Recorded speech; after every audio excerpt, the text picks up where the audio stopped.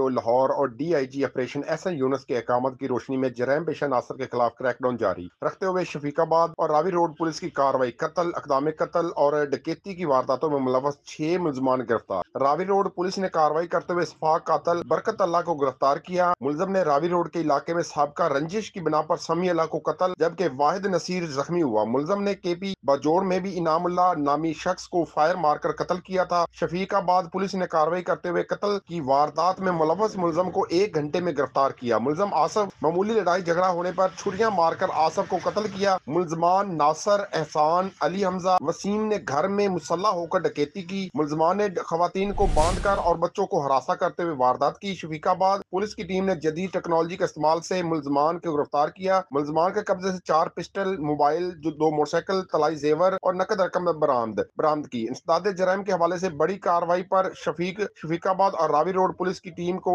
शाबाश तरीफी सर्टिफिकेट और नकद इनाम देने का ऐलान। SP सिटी रिजवान तारक, जराइम में कमी लाना अवलीन तरजीह में शामिल है।